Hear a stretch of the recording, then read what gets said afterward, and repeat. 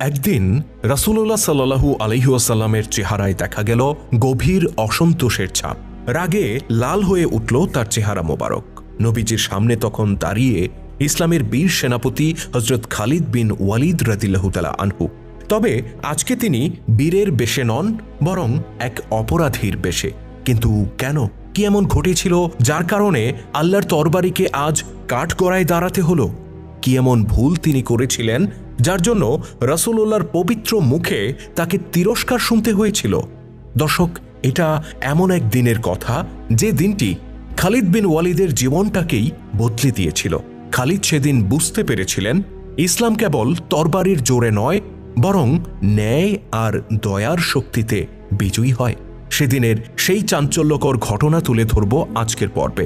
ভিডিওর শেষ পর্যন্ত থাকুন আমাদের সাথে।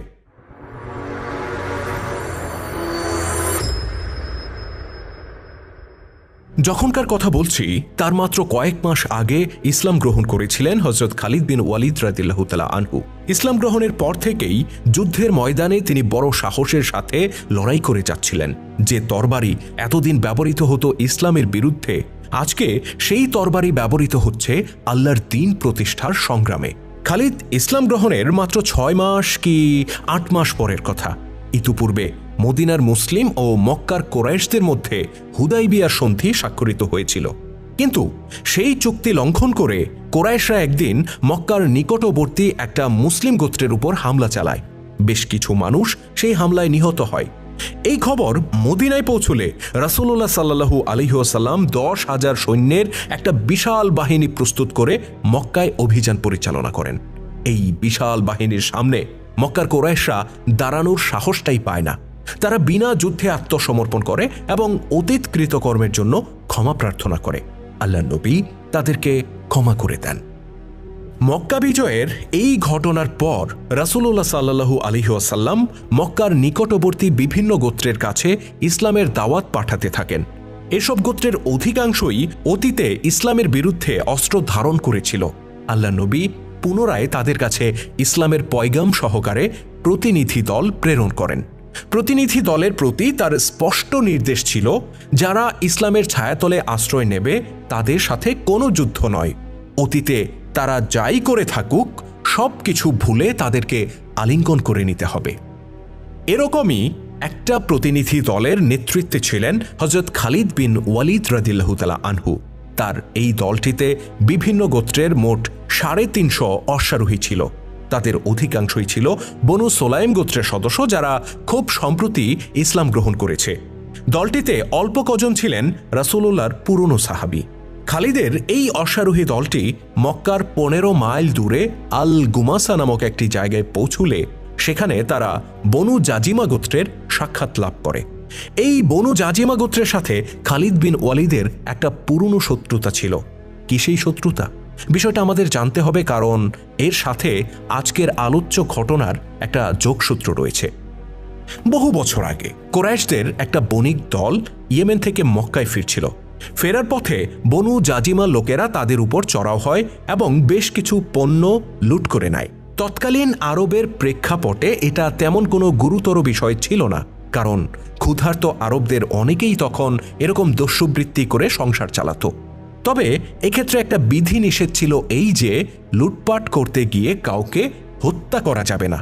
আর বনু জাজিমার লোকেরা ঠিক সেই কাজটাই করে ফেলে। তারা কোরাইশদের 2 নেতৃস্থানীয় ব্যক্তিকে হত্যা করে।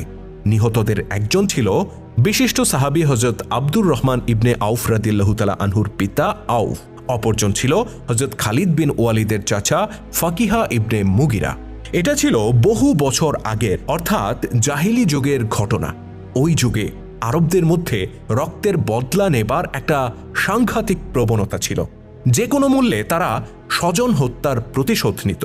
এক্ষেত্রে আব্দুর রহমান ইবনে আউফ রাদিয়াল্লাহু তাআলা আনহু সুযোগ মতো নিজের পিতার হত্যাকারীকে বধ করে পিতৃহত্যার প্রতিশোধ নিয়েছিলেন। কিন্তু খালিদের চাচা ফাকিহার রক্তের বদলা তখনও নেওয়া হয়নি। এ নিয়ে বনু জাজিমা এবং খালিদের গোত্র বনু মখজুমের মধ্যে একটা দীর্ঘমেয়াদী বৈরী সম্পর্ক ছিল। তো আজকে খালিদ রাদিয়াল্লাহু তাআলা আনহু বনু জাজিমার লোকদেরকে দেখে তার অশ্বারোহী বাহিনীকে থেমে যাবার নির্দেশ দেন। এদিকে বনু জাজিমার লোকেরাও তাকে দেখে বেশ বিব্রত হয়ে পড়ে। তারা একদিকে নিজেদের হাতে তরবারি ধরে রাখে, অন্যদিকে নিজেদেরকে মুসলিম হিসেবেও ঘোষণা দেয়।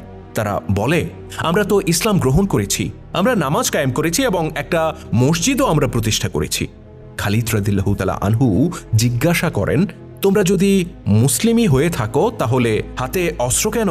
উত্তরে তাদের একজন বলে, আরবের কোনো কোনো গোত্রের সাথে আমাদের শত্রুতা আছে, তাদের কাছ থেকে হামলার আশঙ্কায় আমরা অস্ত্র ধারণ করেছি। খালিদ বলেন, তোমরা অস্ত্র ত্যাগ করো, আরবের সকল গোত্র এখন ইসলামের ছায়াতলে আশ্রয় নিয়েছে, কাজেই তোমাদের অস্ত্র বহন করার কোনো প্রয়োজন নেই। বনু জাজিমা গোত্রের একজন ব্যক্তি এ সময় চিৎকার করে তার সাথীদেরকে সতর্ক করে। সে বলে, সাবধান, এ হচ্ছে ওয়ালিদ ইবনে মুগিরার পুত্র খালিদ। যদি তোমরা তার সামনে অস্ত্র সমর্পণ করো তবে সে তোমাদেরকে হত্যা করবে। সে অবশ্যই তার চাচার রক্তের প্রতিশোধ নেবে। বনু জাজিমা গোত্রের অনেকেই সতর্ককারী ব্যক্তির সাথে দ্বিমত পোষণ করে। তারা বলে, তুমি কি চাও আমরা সবাই একসাথে নিহত হই? সকল গোত্রের লোকেরা অস্ত্র ত্যাগ করে ইসলাম গ্রহণ করেছে, যুদ্ধ তো শেষ হয়ে গেছে, সুতরাং পুরনো শত্রুতার জেরে ওয়ালিদের পুত্র নিশ্চয়ই কাউকে হত্যা করবে না। আর যদি সে রক্তের বদলা নিতেই চায় তাহলে শুধুমাত্র তার চাচার ঘাতককেই সে হত্যা করবে। কিন্তু এখন যদি আমরা অস্ত্র সমর্পণ না করি তাহলে তো সে আমাদের উপর গণহত্যা চালিয়ে দেবে।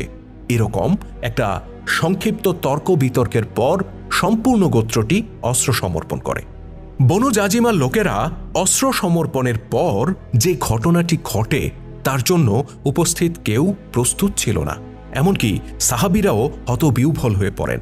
খালিদ রাদিয়াল্লাহু তাআলা আনহু এ সময় নিরস্ত্র বনু জাজিমা লোকদেরকে বেঁধে ফেলার এবং হত্যা করার নির্দেশ দেন।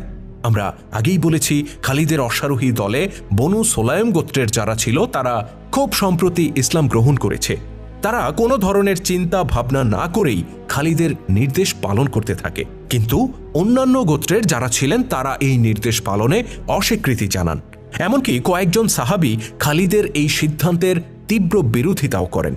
বিশেষ করে হযরত ওমর রাদিয়াল্লাহু তাআলা আনহুর পুত্র আব্দুল্লাহ ইবনে ওমর এবং আবু কাতাদা রাদিয়াল্লাহু তাআলা আনহুর পক্ষ থেকে তীব্র প্রতিবাদ আসে। খালিদ তাতে কর্ণপাত না করে তার নির্দেশ কার্যকর করতে থাকেন। উপায় না পেয়ে আবু কাতাদা রাদিয়াল্লাহু তাআলা আনহু 15 মাইল দূরে অবস্থিত মক্কার দিকে ঘোড়া ছুটিয়ে দেন এবং সেখানে পৌঁছে রাসূলুল্লাহ সাল্লাল্লাহু আলাইহি ওয়াসাল্লামকে সবকিছু অবহিত করেন। আবু কাতাদার মুখে খালিদের এমন কীর্তির কথা শুনে আল্লাহ নবী আঁতকে ওঠেন। তিনি আকাশের দিকে 2 হাত তুলে আর্তচিৎকার করে বলেন, ইয়া আল্লাহ, খালিদ যা করেছে তার জন্য তুমি আমাকে দায়ী করিও না। তিনি সঙ্গে সঙ্গে আপন জামাতা হযরত আলী রাদিয়াল্লাহু তাআলা আনহুকে প্রচুর অর্থ সম্পদ দিয়ে বনু জাজিমা গোত্রের কাছে প্রেরণ করেন। আলী রাদিয়াল্লাহু তাআলা আনহু সেখানে গিয়ে ক্ষতিগ্রস্ত পরিবারগুলোকে সান্ত্বনা দেন এবং রক্তের বদলা হিসেবে তাদেরকে বিপুল পরিমাণ অর্থ সম্পদ প্রদান করেন। আলী রাদিয়াল্লাহু তাআলা আনহু অত্যন্ত মহানুভবতার সাথে এই দায়িত্ব পালন করেছিলেন।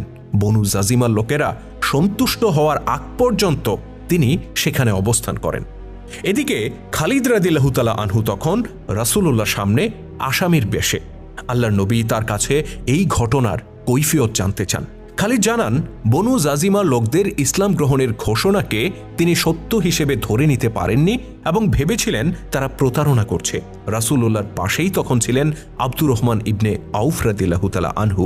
তিনি খালিদের জবাব শুনে মন্তব্য করেন, তুমি ইসলামের এই আলোর যুগে এসেও জাহিলি যুগের মতো কাজ করেছ।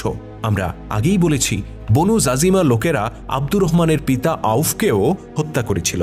খালিদ রাদিয়াল্লাহু তাআলা আনহু এই নাজুক পরিস্থিতি থেকে উদ্ধারের একটা পথ পাওয়া গেছে এমনটা ভেবে আব্দুর রহমানকে বলেন, আমি তো তোমার পিতার হত্যার প্রতিশোধই নিয়েছি, তোমার পিতাকেও তো তারা হত্যা করেছিল। আব্দুর রহমান সঙ্গে সঙ্গে বলেন, তুমি ঠিক বলনি, ইসলাম আসার আগেই আমি আমার পিতার হত্যাকারীকে বধ করে রক্তের বদলা নিয়েছি। প্রকৃতপক্ষে তুমি তোমার চাচা ফাকিহার মৃত্যুর বদলা নিতেই তাদেরকে হত্যার নির্দেশ দিয়েছ। বিষয়টি নিয়ে দুজনের এই বাদানুবাদ উত্তপ্ত রূপ ধারণ করে। এক্ষেত্রেও খালিদের কিছুটা বাড়াবাড়ি হয়, কারণ আব্দুর রহমান রাদিয়াল্লাহু তাআলা আনহু ছিলেন অত্যন্ত সম্মানিত সাহাবী। তিনি যে শুধু প্রথম দিকে ইসলাম গ্রহণকারী ব্যক্তি ছিলেন তা নয়, বরং রাসূলুল্লাহর মুখে জান্নাতের সুসংবাদপ্রাপ্ত 10 জন সাহাবী অর্থাৎ আশারায়ে মুবাশশারার অন্তর্ভুক্ত ছিলেন তিনি, যে কারণে তিনি এতটাই সম্মানিত ছিলেন যে খালিদের পক্ষে তার সাথে বিতর্ক করাটা মোটেও শোভনীয় ছিল না। দুজনের এই বাদানুবাদ নিয়ন্ত্রণের বাইরে যাবার আগেই রাসূলুল্লাহ সাল্লাল্লাহু আলাইহি ওয়াসাল্লাম হস্তক্ষেপ করেন। তিনি খালিদকে উদ্দেশ্য করে কঠোর ভাষায় বলেন, ওহে খালিদ, আমার সঙ্গীকে ছেড়ে দাও। তুমি যদি পর্বত পরিমাণ স্বর্ণের মালিকও হও আর সেগুলো আল্লাহর রাস্তায় খরচ করো, তারপরও তুমি আমার সঙ্গীদের মতো মর্যাদা লাভ করতে পারবে না। লক্ষ্য করুন, খালিদ নিজেও তখন রাসূলুল্লাহর সঙ্গী ছিলেন, কিন্তু এখানে রাসূলুল্লাহ ইসলামের প্রাথমিক যুগের সঙ্গীদের কথা বলছেন, যারা অত্যন্ত নাজুক পরিস্থিতিতে ইসলাম গ্রহণ করেছিলেন এবং আল্লাহর দ্বীনের জন্য তারা কঠিন থেকে কঠিনতর পরীক্ষার সম্মুখীন হয়েছিলেন। রাসূলুল্লাহর মুখে এই কথা শুনে খালিদ নিশ্চুপ হয়ে যান এবং নিজের কৃতকর্মের জন্য তিনি ক্ষমা প্রার্থনা করেন। আল্লাহর নবী তাকে ক্ষমা করে দেন। বনু জাজিমা গোত্রের সাথে খালিদ রাদিয়াল্লাহু তাআলা আনহু ঠিক কী কারণে এই আচরণ করেছিলেন তা পরিষ্কার নয়। সম্ভবত খালিদ ক্ষণিকের জন্য জাহিলি যুগের গোত্রীয় প্রতিশোধ প্রবণতার দিকে ফিরে গিয়েছিলেন। যেহেতু মাত্র 6 কি 8 মাস আগে তিনি ইসলাম গ্রহণ করেছিলেন, সেহেতু ইসলামের আদর্শ এবং আকীদা সম্পর্কে যদি তার মধ্যে তখনও কোনো ঘাটতি থেকে থাকে, সেটা অস্বাভাবিক ছিল না। তবে এই ঘটনাটি হযরত খালিদ বিন ওয়ালিদ রাদিয়াল্লাহু তাআলা আনহুর সমগ্র জীবনের জন্য একটা বড় শিক্ষা হয়েছিল। প্রথমত, তিনি বুঝতে পেরেছিলেন জাহিলি যুগের কোনো আচরণ করে তার যত ব্যাখ্যাই দেয়া হোক তা গ্রহণযোগ্য হবে না। দ্বিতীয়ত, দেরিতে ইসলাম গ্রহণকারী হিসেবে তিনি প্রাথমিক যুগের সাহাবীদের মতো মর্যাদার অধিকারী কখনোই হতে পারবেন না। পরবর্তী জীবনে খালিদ রাদিয়াল্লাহু তাআলা আনহু রাসূলুল্লাহর এই কথাটি সব সময় স্মরণে রাখতেন এবং প্রাথমিক যুগের সাহাবীদের সাথে কখনোই বাদানুবাদে জড়াতেন না। ইসলামের গৌরবময় ইতিহাস নিয়ে নির্মিত ভিডিও চিত্র আমরা ধারাবাহিকভাবে তুলে ধরছি আমাদের চ্যানেলে। আপনি যদি নতুন হয়ে থাকেন তাহলে চ্যানেলটিতে সাবস্ক্রাইব করার অনুরোধ রইল। আর আজকের ভিডিওটি কেমন ছিল কমেন্ট করে জানাতে ভুলবেন না। যদি ভালো লেগে থাকে তাহলে অবশ্যই লাইক ও শেয়ার করে ছড়িয়ে দেওয়ার অনুরোধ রইল। আল্লাহ হাফেজ।